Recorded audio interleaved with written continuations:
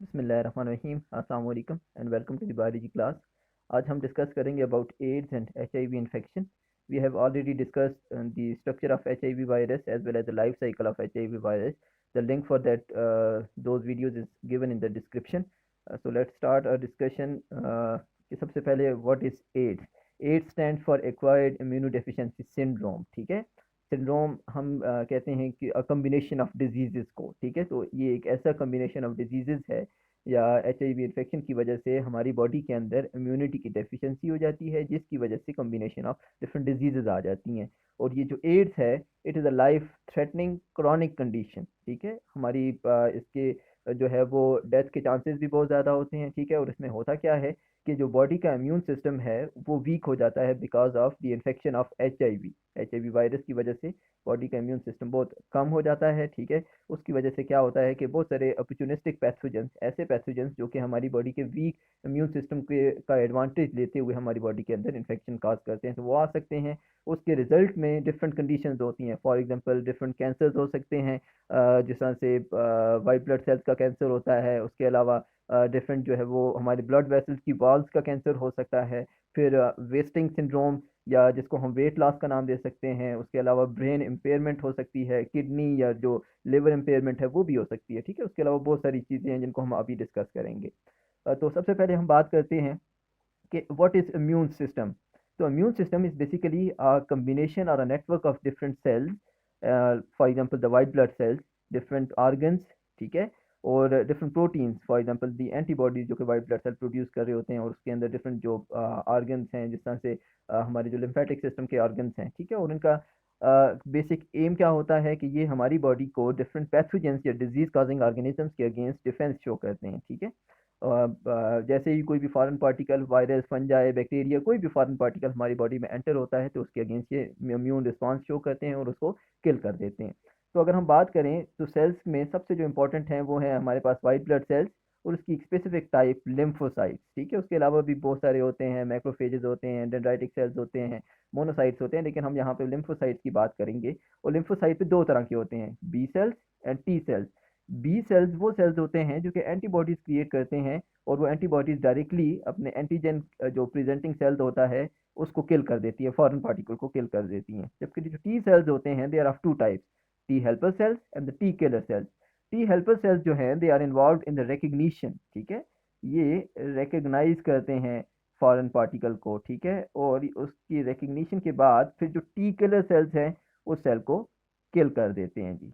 ठीक है, तो अब एच आई वी जो है वो स्पेसिफिकली जो हमारे C D four T cells, for example जो टी हेल्पर सेल्स है, उनको इन्फेक्ट करता है। तो फिर उसकी वजह से आपका जो इम्यून सिस्टम है जो इन्फेक्टेड सेल्स है उनको रिकग्नाइज ही नहीं कर पाता। ठीक है, और इसी वजह से जो वायरस है वो अनडिटेक्टेड रह जाता है हमारी बॉडी के अंदर, जो है वो अनडिटेक्टेड रह रहा होता है, उसकी कोई भी डिटेक्शन नहीं हो सकती, साथ में एसिम्टोमेटिक भी होता है ज़्यादातर। और एट द एंड स्टेज जो कि तकरीबन 8 से 10 साल के बाद आती है, उसमें हम डेवलप कर लेते हैं एड्स। ठीक है, एड्स। अब वहाँ पे क्या हो रहा होता है कि टी सेल का या टी हेल्पर सेल्स का नंबर इतना ज़्यादा कम हो जाता है because of destruction and inactivation, कि जो अपॉर्चुनिस्टिक पैथोजेंस हैं वो हमारी बॉडी के अंदर अटैक कर सकते हैं, और वो डिफरेंट टाइप ऑफ इन्फेक्शन और डिफरेंट टाइप्स ऑफ जो कंडीशन है वो काज करते हैं, जिसकी वजह से हम इसको सिंड्रोम का नाम देते हैं। ठीक है, और साथ ही साथ जो वायरस है उसने अपने जो डीएनए है उसको हमारे जो अपने जो डीएनए है या होस्ट डीएनए उसके अंदर इंटीग्रेट किया हुआ होता है, तो इस तरह से वो इम्यून रिस्पॉन्स से बचता फिरता है या उसको एस्केप कर देता है। ठीक है, तो अब हम बात करते हैं about different stages and symptoms of H I V virus. तो हमारे पास 3 डिफरेंट स्टेजेस होती हैं और उनकी डिफरेंट जो है वो आप कह सकते हैं डिफरेंट पीरियड होता है। सबसे पहले अगर हम बात करें तो एक स्टेज है एक्यूट, दूसरी है क्रॉनिक या लेटेंट स्टेज जो सबसे बड़ी होती है, और फिर एट द एंड स्टेज जो हमारे पास एड्स हो जाती है। ठीक है, और यहाँ पे ग्राफ गिवन है, along the X axis number of weeks या फिर ईयर्स गिवन है। ठीक है, और along the Y axis CD4 count है, number of cells per millimetre cube of blood. ठीक है, और यहाँ पे जो दो आपको लाइंस नजर आ रही होंगी, the red line is for the let me right it down, HIV virus. Red line is for HIV virus, and this blue line is for the CD4 cells. CD4 cells. ठीक है, तो अब हम अगर बात करें कि यहाँ पे क्या हो रहा होगा, तो आप देख सकते हैं कि जो एक्यूट जो स्टार्ट वाली फेज़ है, यहाँ पे ये प्राइमरी इन्फेक्शन हो रही है। यहाँ पे प्राइमरी इन्फेक्शन के सबसे पहले आपके सेल्स को जब इन्फेक्ट किया जाएगा तो क्या होगा, जैसे ही इन्फेक्शन होती है तो आप देख सकते हैं कि CD4 सेल्स का नंबर जो है वो कम हो रहा है और वायरस का जो नंबर है वो ज़्यादा हो रहा है एक्यूट स्टेज के अंदर, ठीक है। और एक ऐसी स्टेज आती है जिसमें CD4 सेल्स जो है वो अपनी सबसे कम तादाद में है और साथ ही साथ में ये जो आपके वायरस है वो सबसे ज़्यादा तादाद पे, और यहाँ पे ये जो स्टेज आ रही है कि ये वायरस की तादाद कम होने लग गई है और CD4 सेल्स की जो तादाद है वो इंक्रीज करने लगी, इसको हम सीरो कन्वर्जन का नाम देते हैं, जिसके रिजल्ट में यहाँ पे जो वाइट ब्लड सेल्स हैं वो एंटीबॉडीज बनाते हैं और फिर वायरस को किल करना स्टार्ट कर देते हैं। लेकिन ये जो स्टेज है एक्यूट स्टेज, ये तकरीबन 2 वीक से लेकर 6 मंथ तक रहती है और इसमें फ्लू लाइक सिम्टम्स होते हैं। फॉर एग्जाम्पल फीवर हो सकता है, रैशेज हो सकते हैं बॉडी के ऊपर, मसल एक्स हो सकते हैं, स्वोलन लिम्फ लिम्फ नोड्स हो सकते हैं या फिर ग्लैंड्स, उस तरह की चीज़ें यहाँ पे मौजूद होती हैं। उसके बाद जो है क्रॉनिक स्टेज, जो कि तकरीबन 6 मंथ से लेकर तकरीबन 8 साल तक रहती है, ठीक है। यहाँ से आगे 6 मंथ से लेकर तकरीबन 8 साल तक ये क्रॉनिक या लेटेंट स्टेज रहती है। ये एसिम्टोमेटिक होगी। ये ऐसी स्टेज है जिसमें कोई भी समवट सिम्टम नहीं होता और उसके बाद फिर सिम्टोमेटिक स्टेज आ जाती है जो कि एड्स से बिल्कुल पहले होती है, ठीक है। सिम्टम्स वही वाले जो यहाँ पे हैं वही वाले एग्रेसिव फॉर्म में आएंगे और साथ ही में फिर एंड स्टेज जिसको एड्स का नाम दिया जाता है। अब आप एड्स में देख रहे हो कि जो CD4 सेल्स का नंबर है वो बहुत ही कम लेवल पे आ जाता है, तकरीबन 200 पर मिलीमीटर क्यूब। जब ये CD4 सेल्स का नंबर आ जाता है तो उस वक्त तकरीबन डेथ हो जाती है, बंदे की डेथ एविडेंट हो जाती है उस वक्त, ठीक है। और आप देख सकते हैं कि वायरस का नंबर उस वक्त कितना ज़्यादा हो गया है। तो this was all about the stages and symptoms. तो हम आगे अब बात करें अगर तो अपॉर्चुनिस्टिक पैथोजेंस की अगर हम बात करें तो अपॉर्चुनिस्टिक पैथोजेंस वो पैथोजेंस होते हैं that take the advantage of the weak immune system या वीक इम्यूनिटी और उसके रिजल्ट में हमारी बॉडी के अंदर इन्फेक्शन कॉज करते हैं। फॉर एग्जांपल पल्मोनरी ट्यूबरक्लोसिस है जो कि TB भी कहलाती है, बैक्टीरियल इन्फेक्शन होती है, ये सबसे ज़्यादा एविडेंट है और उसकी वजह से बहुत ज़्यादा डेथ्स होती हैं, ठीक है। मोस्ट कॉमन अपॉर्चुनिस्टिक इन्फेक्शन है जो कि HIV से रिलेटेड होती है और leading cause the death among the people with the HIV या एड्स, ठीक है। उसके अलावा कैंडियासिस है जो कि एक यीस्ट फंगस कैंडिडा की वजह से होती है। इसमें आप के जो डिफरेंट ऑर्गन्स है, फॉर एग्जांपल टंग है, इसोफेगस है या वेजाइना, उनके ऊपर एक थिक वाइट कोटिंग आ जाती है, ठीक है, और साथ में उनकी इन्फ्लेमेशन भी हो जाती है और इसोफेगस भी इसके अंदर इंक्लूडेड है। उसके अलावा टोक्सोप्लाज्मोसिस, ये एक प्रोटोजोआ है जो कि इन्फेक्ट करता है आपके डिफरेंट सेल्स को और उसमें सबसे ज़्यादा इंपॉर्टेंट ब्रेन है, जिसकी वजह से जिसको हम कहते हैं टोक्सोप्लाज्मोसिस ऑफ ब्रेन हो जाती है, ठीक है।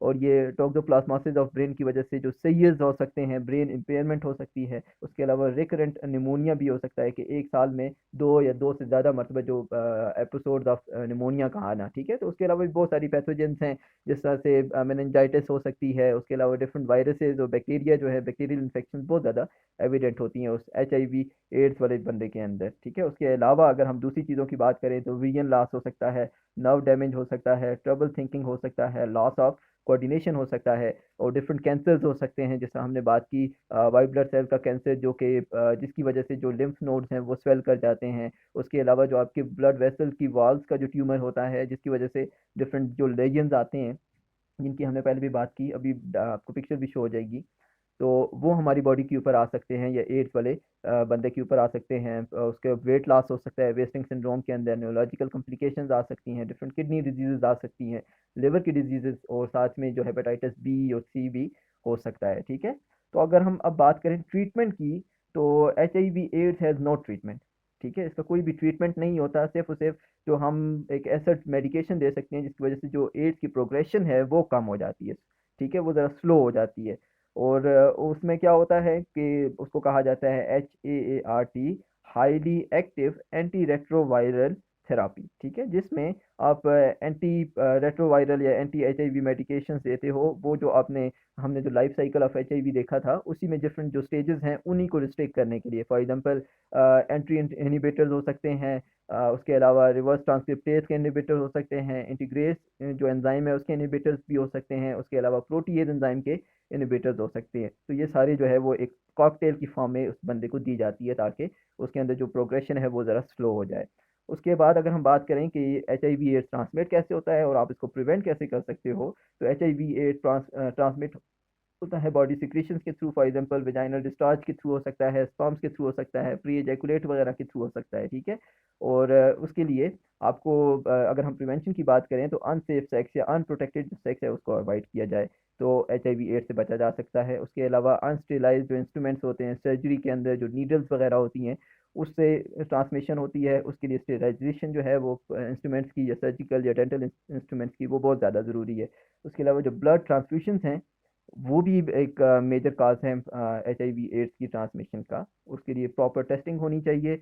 और प्रेगनेंसी में मदर से उसकी चाइल्ड के अंदर भी जा सकती है जो HIV एड्स है वो ट्रांसमिट हो सकती है, ठीक है। उसके या फिर ब्रेस्ट फीडिंग में डायरेक्टली जो HIV के सेल्स हैं वो भी ट्रांसफ़र हो सकते हैं। ये जो आपके जो इम्यून सेल्स हैं जिनके अंदर HIV इन्फेक्टेड है वो भी बच्चे के अंदर ट्रांसफ़र हो सकते हैं। तो उसके लिए अगर हम प्रिवेंशन की बात करें तो मदर को अगर आप प्रोवाइड करते हो एंटी रेट्रोवायरल जो थेरापी है तो उस वक्त जो है वो चांसेस बहुत ज़्यादा कम हो जाते हैं कि बच्चे को ये इन्फेक्शन होगी। अगर हम नंबर गेम की बात करें तो as of 2019 38 million people were globally infected with HIV AIDS, ठीक है। और उसमें 26 मिलियन जो पीपल है they were getting the anti HIV medication as of June 2020। और अगर हम पाकिस्तान की बात करें 2019 के अंदर पाकिस्तान में तकरीबन जो न्यू इन्फेक्शन थी वो 25,000 थी, ठीक है। जो HIV रिलेटेड डेथ थी देट वर अराउंड अबाउट 6,800। और जो पेशेंट्स जो करंटली लिविंग हैं एड्स के साथ जो अभी जिंदा हैं दे वर 1,90,000। So this was all about AIDS and HIV infection. Thank you very much. Allah Hafiz.